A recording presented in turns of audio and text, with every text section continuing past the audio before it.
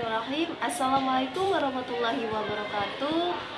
Alhamdulillahirrabbilalamin. Wabihi nasta'in wa ala umuri dunya waddin. Baiklah, perkenalkan nama saya Marine dari Prodi Pendidikan Agama Islam.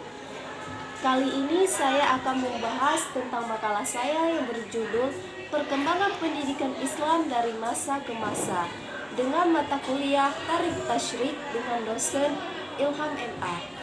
Baiklah, sejarah pendidikan Islam pada hakikatnya tidak lepas dari sejarah Islam. Sejarah Islam merupakan sejarah suatu bangsa yang tidak lepas dari pendidikan Islamnya. Sejarah pendidikan Islam adalah cerita yang tersusun dan sistematis dari satu periode ke periode berikutnya. Dari usaha dan rekayasa manusia dalam mencerdaskan dirinya dan masyarakat sekitar, mengembangkan potensinya, terutama mewariskan kecerdasan dan potensi tersebut kepada generasi selanjutnya untuk melestarikan tradisi budayanya sesuai nilai normatif Islam, yaitu Al-Quran dan Al-Hadis. Dari latar belakang masalah di atas, saya mengambil dua kesimpulan. Yang pertama, bagaimana pembinaan Islam pada masa Nabi Muhammad SAW, dan yang kedua, bagaimana ilmu pengetahuan pada masa Nabi Muhammad SAW. Jadi, pendidikan Islam pada masa Rasulullah, masa tersebut berlangsung sejak Nabi Muhammad SAW menerima wahyu dan menerima pengangkatan menjadi Rasul, sampai lengkap dan seumpamanya ajaran Islam menjadi warisan budaya umat Islam. Bangsa Arab adalah keturunan Ibrahim dari anaknya Ismail. Oleh karena pada hakikatnya kebudayaan Arab yang dihadapi Nabi Muhammad adalah warisan budaya Ibrahim, maka tentunya masih terdapat unsur-unsur ajaran Islam yang telah dibudayakan oleh Ibrahim dan Ismail ke dalamnya. Intisari warisan Ibrahim dengan Ka'bah sebagai pusatnya adalah ajaran tauhid, dan Nabi Muhammad memulai tugasnya dengan membersihkan tauhid ini dari syirik dan penyembahan terhadap berhala. Intisari ajaran tauhid yang dibawa oleh Nabi Muhammad adalah untuk mengadakan pembedahan terhadap warisan Ibrahim yang telah banyak menyimpang, dan ini terlukiskan dalam surah Al-Fatihah yang merupakan intisari dari seluruh wahyu Allah. Surah Al-Fatihah yang berbunyi, A'udzubillahiminasyaitonirrajim, Bismillahirrahmanirrahim, Alhamdulillahirrabbilalamin,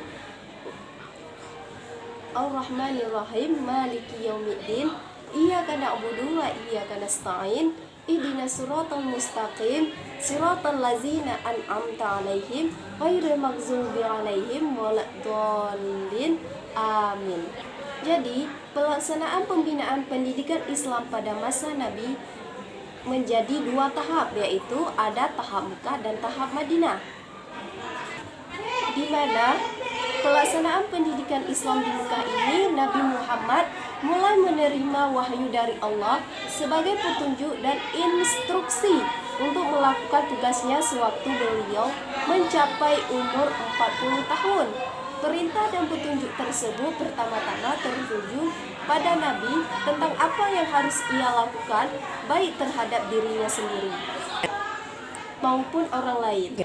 Di mana pendidikan di Madinah, hijrah dari Mekah ke Madinah bukan hanya sekedar berpindah dan menghindarkan diri dari tekanan dan ancaman dari kaum kafir Quraisy, tetapi juga mengandung maksud tertentu untuk mengatur potensi dan menyusun kekuatan dalam menghadapi tantangan yang lebih lanjut.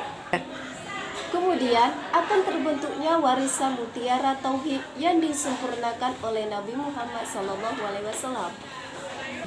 Demikian segala kegiatan dilaksanakan oleh Nabi bersama umat dalam rangka pendidikan sosial politik, selalu dalam bimbingan dan petunjuk langsung dari wahyu-wahyu. Selanjutnya, ada ilmu pengetahuan pada masa Nabi Muhammad SAW. Pada masa Islam pertama kali diturunkan, bangsa Arab dikenal dengan julukan kaum jahiliyah.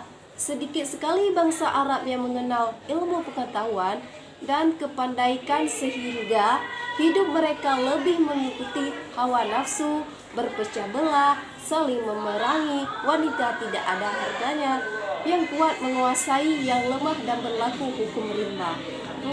Menghadapi kenyataan ini, Nabi Muhammad SAW diutus untuk memperbaiki akhlak, menghargai dan mengangkat harkat ilmu pengetahuan dan orang-orang yang berilmu. Nabi Muhammad merupakan pendidikan utama dalam dunia pendidikan di masa itu. Hasil pendidikan periode Nabi Muhammad terlihat dari peserta-pesertanya, para sahabatnya yang luar biasa. Teori dan prinsip dasar yang berkaitan dengan prinsip dasar yang berkaitan dengan pola-pola pendidikan dan interaksi sosial. Jadi, kesimpulannya, perkembangan Islam pada masa Rasulullah dimulai dari penyebaran Islam di kota Mekah lalu berhijrah ke kota Madinah. Demikian yang dapat kami sampaikan dari makalah yang tentang perkembangan pendidikan Islam dari masa ke masa. Kami akhiri, wabillahi taufiq wal hidayah. Wassalamualaikum warahmatullahi wabarakatuh.